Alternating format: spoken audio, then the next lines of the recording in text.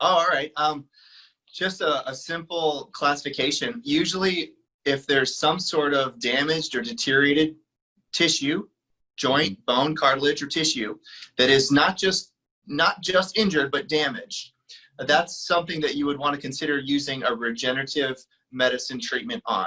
So a lot of people want to use stem cells on certain things, and sometimes we do the exam on them and we see that there's not a whole lot of deterioration somewhere, and we might opt to do other treatments. So they may not need stem cells or tissue allografts or other products that are in the regenerative fields. They can get away with some other maybe simpler products.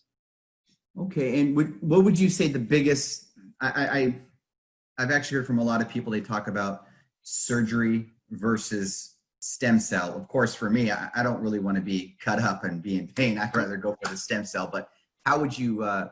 Yeah, I mean, it's a very simple thing. I think once we really get down to the root of it, no patient really wants to have a surgery, but at some point, a surgery is sometimes necessary.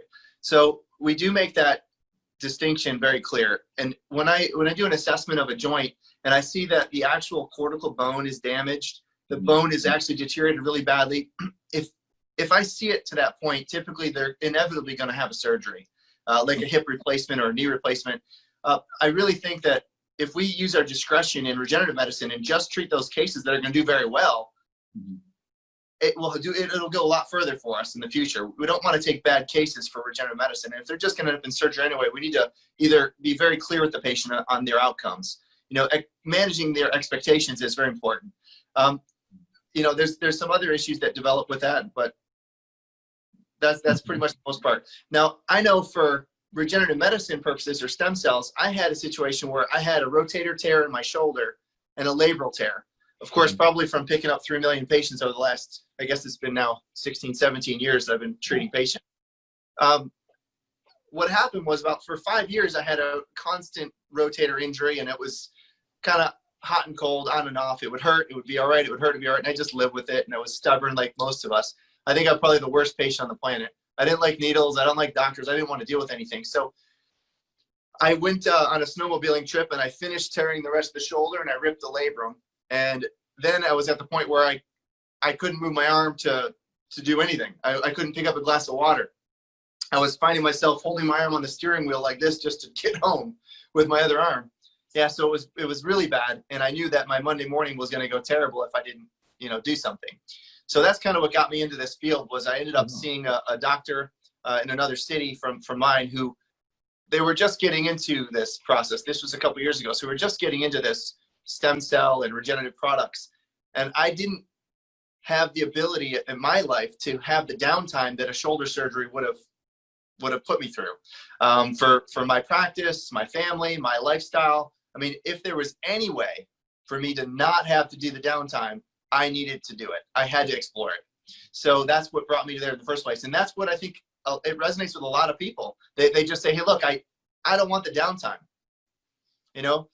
I also find a lot of our patients were unable to have a surgery. I mean, there are massive categories of patients that exist that are non-surgical. They're not surgical candidates. Either they're obese, they're too heavy, they have diabetes to the point where if potentially they had a surgery, they may not heal right. Diabetic patients, when they go under surgery, they have a risk of catching an infection much greater than a regular patient. So those people might not want to consider surgeries.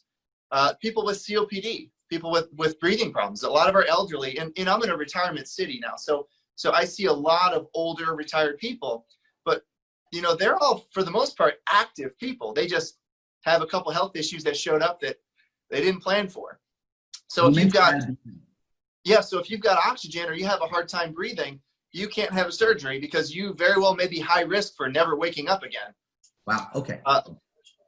Yeah. So there's this big conversation about surgery, but trying to avoid surgery isn't necessarily the big process. There are so many cases.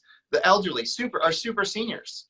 They just do not want to put up with the 2 years of rehab after a knee surgery, or they don't feel they're strong enough to handle the procedure. If you're not a good candidate for surgery, this is a fantastic option for you to consider. And there's a lot of people out there that are just not a good candidate. My name's Debbie. I am from South Carolina, formerly Pennsylvania. 40 years ago, I was whiplashed in a car accident and had suffered since. Finally found a doctor a neurosurgeon who fused several of my cervical vertebrae. Since that, there's arthritis above and below, and it just sent me to the doctors for pain. I've had adjustments, pain medication, all kinds of stuff that should have helped, but really it didn't. Not anymore. It's frustrating because I want to enjoy my life. We retired here, and I have a hard time doing a lot of the things that are available to do here. The pain in my neck is almost completely gone. A little muscle spasm here and there. Other than that, I sleep well. I don't wake up in pain. I can position almost any way instead of just the same side night after night after night. I'm just free to move. I cough, I sneeze, and it doesn't hurt. Dr. Michael, he explains everything that's wrong. He shows you what's wrong on your x-rays, and he explains what can be done, what will be done. These guys are great. Family. They're fun. They're just so easy to get along with, and they treat you quite well.